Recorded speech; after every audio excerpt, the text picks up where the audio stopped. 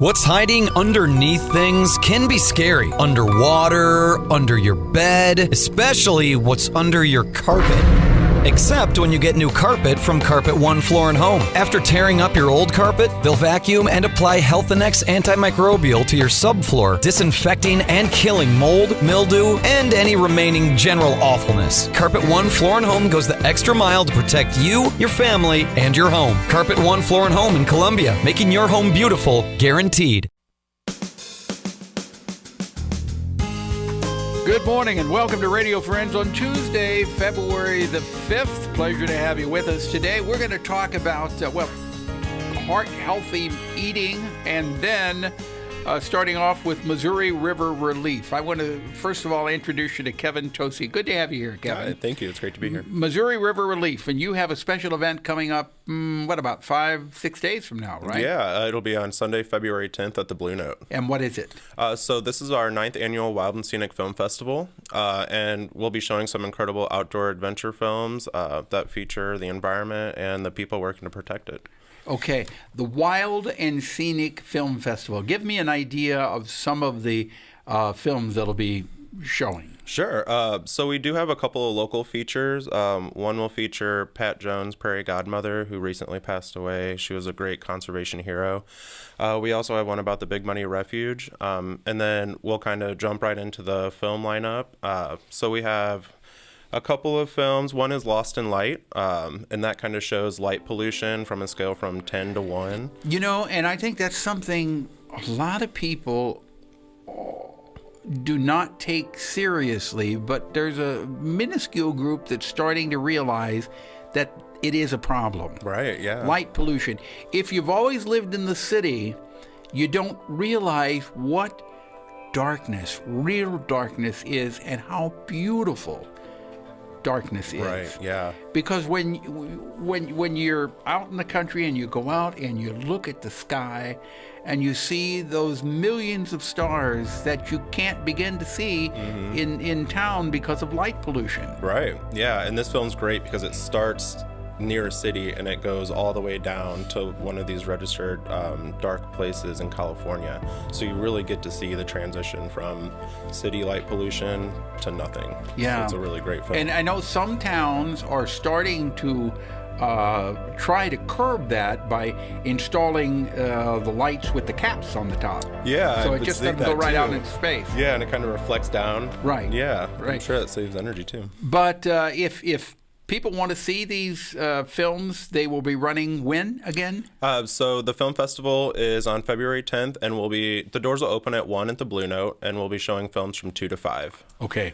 I hope you have a massive turn-away crowd there. And if people want more information, the best thing to do would be go to your website, correct? Right, riverleaf.org, and then you can click on the Wild and Scenic Film Festival, and we have the full lineup, and then information about our live music, the silent auction, bake sale, all the cool stuff that's going to be happening. Kevin, thank you so much for coming by. Thank you very much. Kevin Tosie, pleasure having you here. Now, I want to introduce you to Michael O'Halloran.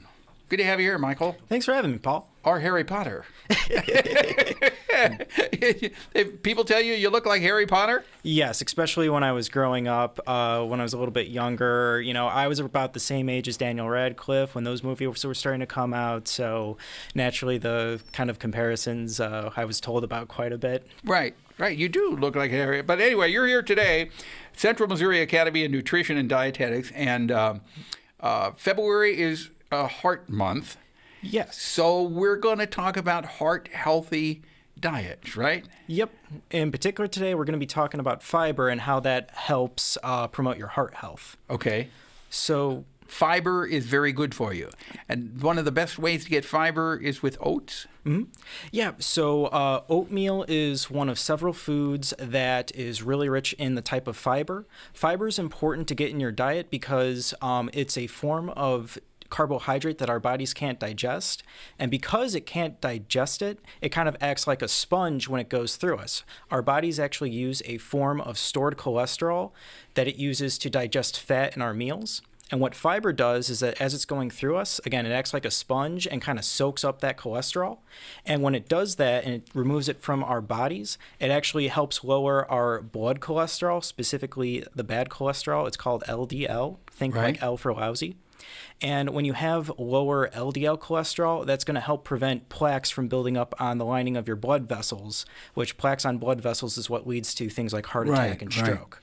So eating oats, your body cannot, I didn't realize it doesn't digest the oats.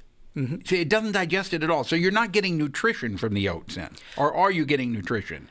You're not getting energy from the oats, but what's actually really cool about fiber is that we have trillions of bacteria in our intestines, and for some types of fiber, those bacteria will actually ferment part or digest part of the oats that we ourselves cannot, and those actually make beneficial compounds that improve our health in a variety of ways. So you can't eat too much oats, can you?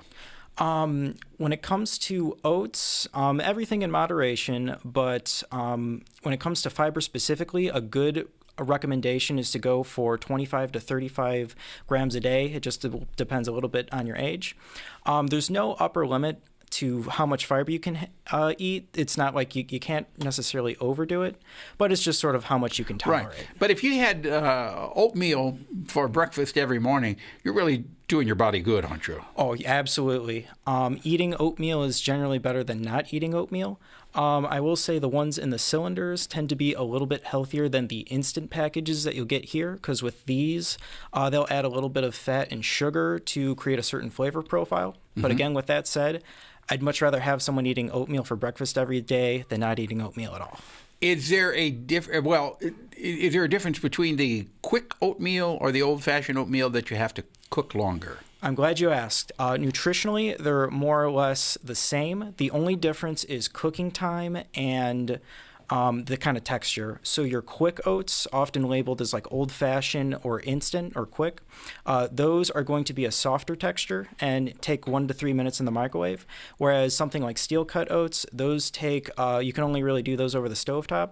Those take 20 to 30 minutes to cook, and those are going to be a firmer texture. Yeah, and they're good. The steel-cut oats are so good. But I don't really see them in the store. I see the old-fashioned oats in the store. All right. But whatever you do, just eat the oatmeal, and that's good for you, and it's going to act like a sponge and soak up all that bad cholesterol. If people want more information, what's the website to go to? So when it comes to fiber, there's a lot of great resources. They can go to QuakerOats.com. Actually has a lot of great resources on fiber. ChooseMyPlate.gov is also a great resource for plenty of nutritional information, as well as I'm actually the Hy-Vee dietitian, and in our store we actually have brochures that show you products that are rich in fiber all throughout the store. Okay. Michael, thank you so much for coming by. You're really very knowledgeable. I appreciate it. Thank you, Paul. Okay, and remember, eat your oats for breakfast. They're good for you, especially during February, Heart Healthy Month. Bye-bye.